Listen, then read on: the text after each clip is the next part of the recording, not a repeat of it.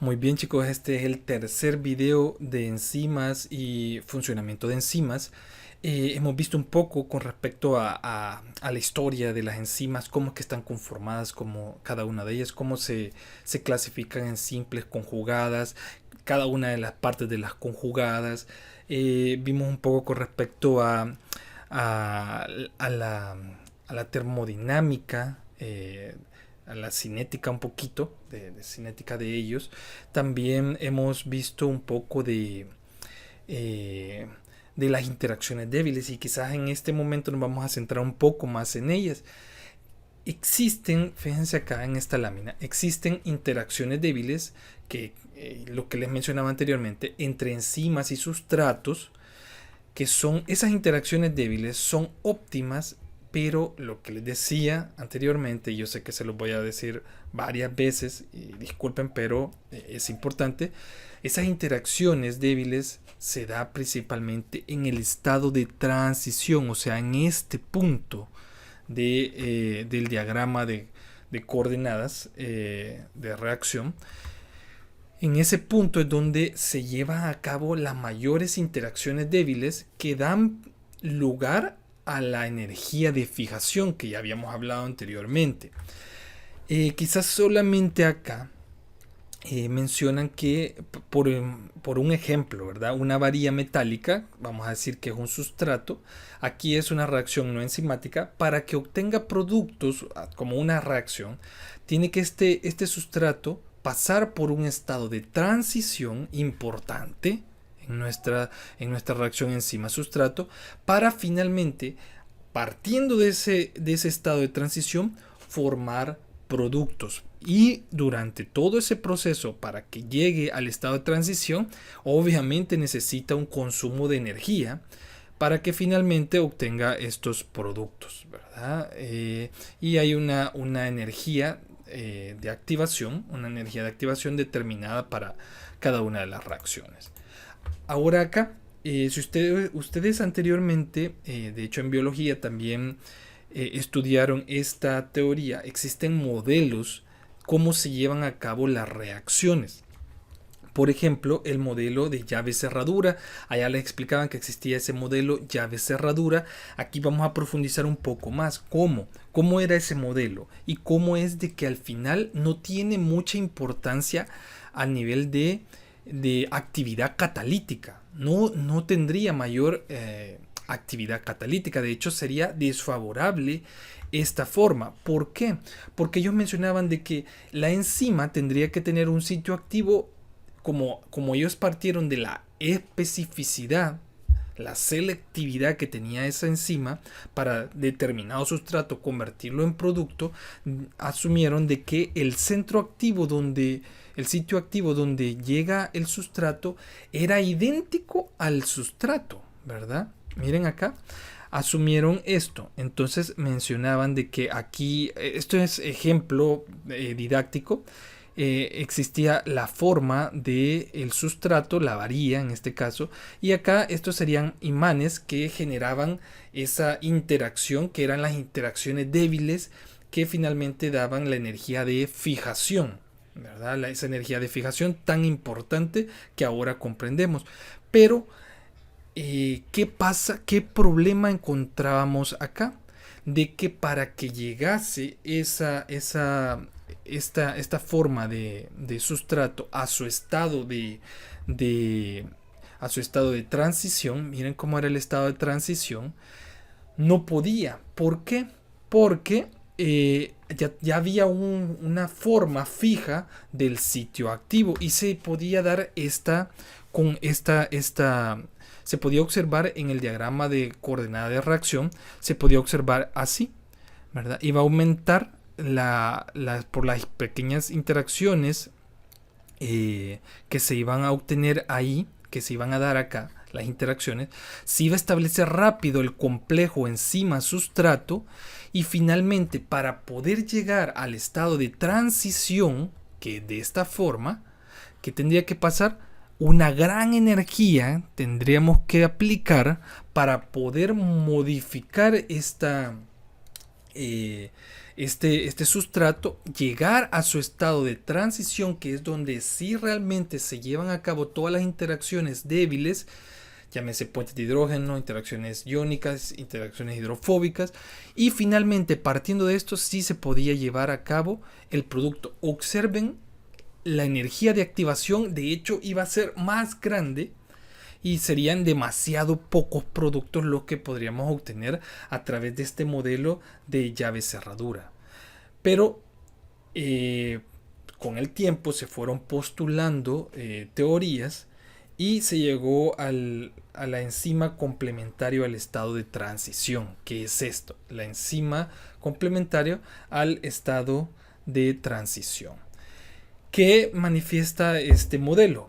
Principalmente manifestaba de que el estado, el sitio activo de la enzima tenía posiblemente presente una forma muy parecida al estado de transición. Observen, no tiene la forma del sustrato, sino tiene la forma del estado de transición y tiene un poco de lógica.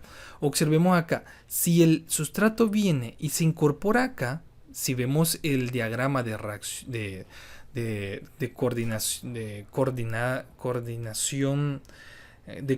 de reacción, perdón, acá cuando llega hay unas interacciones que se van a dar, no son las máximas interacciones, ¿verdad? Porque las máximas interacciones se dan única y exclusivamente en el estado de transición, pero aquí hay un aumento de energía de activación, luego se incorpora el complejo enzima sustrato y luego se siguen dando más interacciones débiles,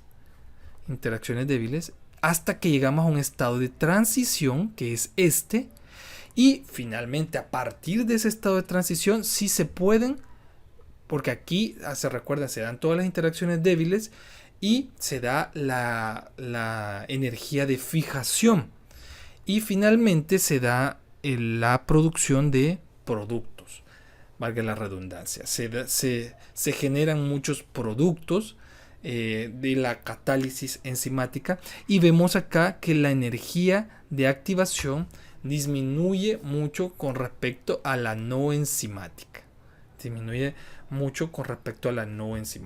Entonces todo eso lo tenemos que tener nosotros bastante claro, que el principio, quizás el principio importante, es que las interacciones débiles entre la enzima y el sustrato van a proporcionar una fuerza motriz sustancial para la catálisis finalmente enzimática.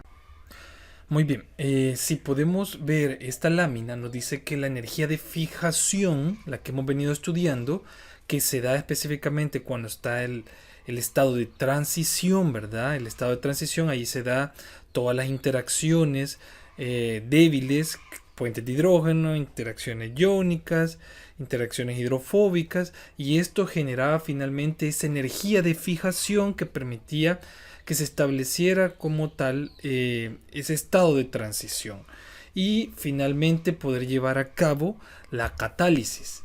Ahora, esa energía de fijación contribuye, yo sé que ya lo hemos venido diciendo, pero el libro de hecho lo remarca y poco a poco se va entendiendo por qué lo remarca. Dice que contribuye a la especificidad de la reacción y a la catálisis de esta. Habíamos mencionado de que existen dos modelos, tanto el modelo de llave cerradura y el modelo de encaje inducido. El modelo de llave cerradura habíamos explicado por qué realmente al final, si se interpreta de esta perspectiva, no sería muy óptimo, según lo que vimos anteriormente, no sería muy óptimo la forma para producir nuestros productos.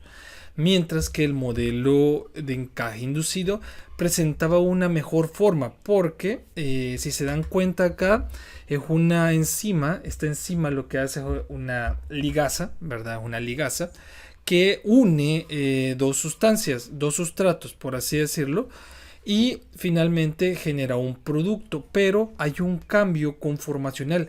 Si se recuerdan lo que habíamos visto en la clase de proteínas, que cuando llegaba un ligando a una proteína, muchas veces este ligando al interaccionar con la proteína hacía de que hubiesen cambios conformacionales en la proteína, como veíamos con la hemoglobina, por ejemplo, cómo es que esta se modificaba cuando se incorporaba en la hemoglobina. Pues lo mismo pasa con una enzima, ¿verdad? En el modelo de encaje inducido. Y fíjense acá, para que se lleve a cabo todo esto, aquí deben de existir interacciones débiles. Yo sé que ya lo he repetido varias veces, pero quiero que les quede muy claro.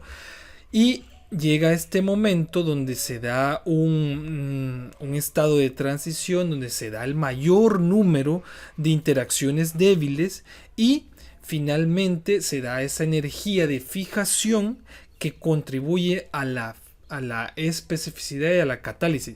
¿Por qué especificidad? Porque estos, por ejemplo, si estos son moléculas biológicas, significa que son moléculas orgánicas y por lo tanto tienen grupos funcionales. Estos grupos funcionales deben de encajar perfectamente con la enzima. O sea que podemos estar diciendo de que estamos frente a una molécula que requiere, por ejemplo, si un grupo funcional, un grupo OH, un grupo carboxilo, un grupo carbonilo, lo que sea, que no esté ubicado en la posición determinada, inmediatamente este va a ser rechazado por la enzima. Fíjense bien, con uno que no se encuentre o con uno que esté de más, un grupo funcional que esté de más, inmediatamente la enzima lo reconoce como extraño y no permite generar la catálisis. Y ahí es como podemos hablar un poco más de especificidad.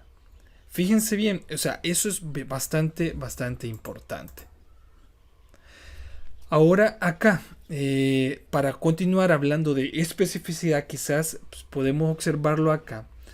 Acá el sustrato, aquí está la enzima, el centro activo de la enzima o el sitio activo. Miren, aquí existen, como está conformado por aminoácidos, una proteína. ¿Qué es lo que pasa ahí? Inmediatamente se establecen puentes de hidrógeno. Realmente ahí solo se miran puentes de hidrógeno que finalmente fijan a través de una energía de fijación, fijan al sustrato. También hay interacciones iónicas, interacciones hidrofóbicas y finalmente permiten ejecutar la acción catalítica de esta, ¿verdad? Miren la especificidad. Dice que los grupos funcionales ordenados de manera óptima para formar interacciones débiles. O sea, todos los grupos deben de estar ordenados de una forma óptima y precisa para poder establecer mejor una especificidad y finalmente una mejor catálisis. Esto deberá que el sustrato tener exactamente una estructura química adecuada para ser catalizada por la enzima. Lo que anteriormente les venía mencionando, si existe un grupo funcional extra o que hace falta, inmediatamente la enzima no procede a realizar, lo discrimina, ¿verdad? Lo discrimina porque tiene esa gran especificidad. También frente a la catálisis como tal, dos cosas diferentes, ¿verdad? La especificidad y la catálisis. También se ha mencionado que esta energía de fijación permite que la catálisis se dé de una forma más eficiente. Por ejemplo, la reacción del gliceraldehído 3-fosfato a través de la enzima fosfato triosa isomerasa, ¿verdad? A través de esta enzima triosa fosfato isomerasa, esta enzima que cataliza esta reacción para formar la dihidroxiacetona fosfato o fosfato hidroxiacetona, es muy importante, una interacción, fíjense bien, una interacción débil que se da específicamente con el grupo fosfato. Porque cuando se han comparado las reacciones catalíticas del glicaldehído 3-fosfato con el gliceraldehído como tal, siempre colocando la enzima, lo que pasa es de que un 80% de la velocidad se disminuye con el gliceraldehído. ¿Por qué? Porque no hay una interacción entre el fosfato con una parte de la enzima. Ojo con esto, o sea, las interacciones débiles también favorecen la catálisis, no solamente la especificidad, prácticamente van de la mano estos dos, tanto la especificidad como la catálisis. Muy bien, fíjense acá, chicos, existen algunos factores que son termodinámicos, físicos, que afectan el valor de la energía de activación, o sea, van a afectar esa velocidad de la reacción enzimática, ¿verdad? Esos factores se los podemos englobar en estos cuatro. Esos factores físicos y termodinámicos que afectan el valor de la energía de activación pueden ser cuatro. La entropía entendiéndose como entropía, que es el movimiento de las partículas, ¿verdad? El desorden que éstas puedan tener.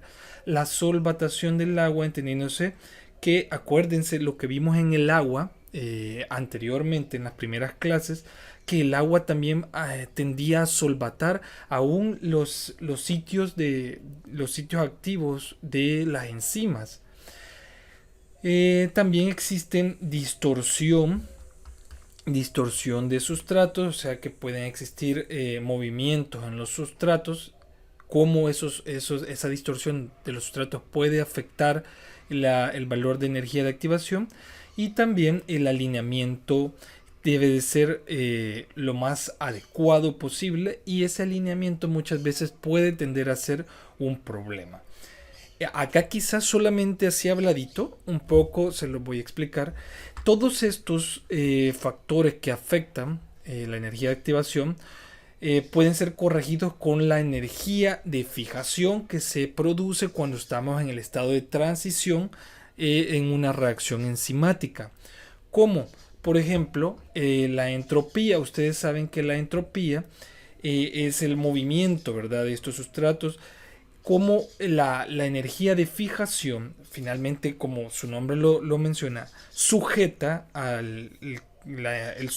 prácticamente sujeta el sustrato con la enzima, reduciendo la entropía porque ya no hay tanto movimiento, y es un beneficio que se genere esto para disminuir esta posibilidad de movimiento, ¿verdad? Mientras menos movimiento hay, sino que lo fija, más fácilmente puede generar la reacción que se necesita con esa enzima.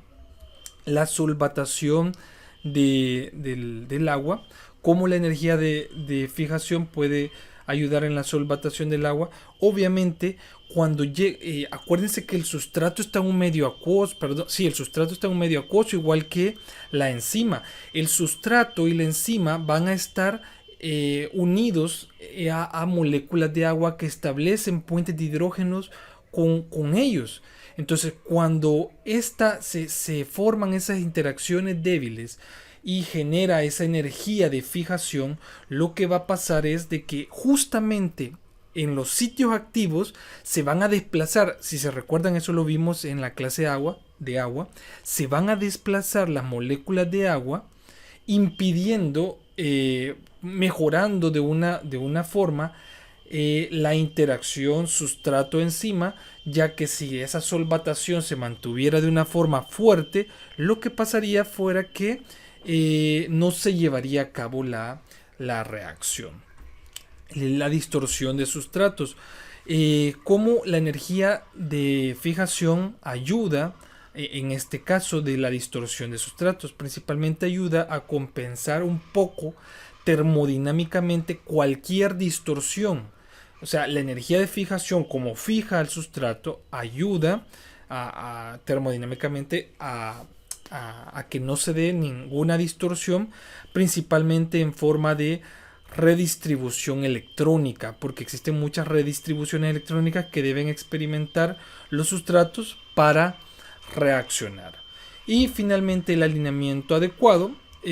Ustedes saben de que cuando se llega a dar este alineamiento adecuado, o sea, cuando llega el sustrato a la enzima, hasta hay un cambio de conformación de esa enzima que le llamamos el encaje inducido, y ese encaje inducido sirve para disponer los grupos específicos de la enzima en posiciones bastante adecuadas para catalizar esa reacción. El cambio de conformación de esta permite la formación de muchas interacciones en el estado de transición y por ende se da la energía de fijación. Muy bien, quizás para ir finalizando de una forma breve, existen otros grupos catalíticos específicos que contribuyen a la catálisis.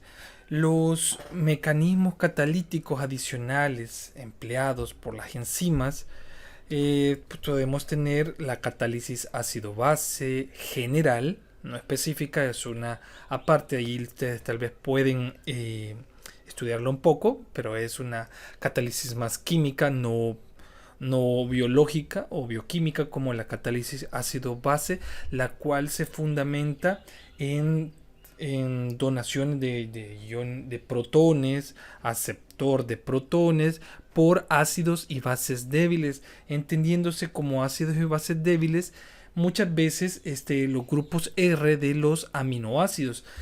Ustedes pueden observar en el libro que va a existir una tabla donde se encuentran los aminoácidos, principalmente ácidos, bases que forman parte para poder establecer catálisis, ¿verdad? No solamente los ácidos y bases, existen por ejemplo otros como la serina, que tiene grupos OH que también intervienen en todo esto. También existe la catálisis covalente, que esa catálisis covalente principalmente es donde se forman enlaces covalentes, los cuales son transitorios entre el sustrato y la enzima. Y la catálisis por iones metálicos, existen muchos iones metálicos que intervienen, y si no están esos iones metálicos en la enzima no se puede llevar a cabo la reacción porque son muy importantes muchas veces en reacciones, por ejemplo, de óxido reducción, son muy importantes. Vamos a llegar hasta acá y espero hayan entendido todo, y cualquier duda, comentario, favor háganlo llegar.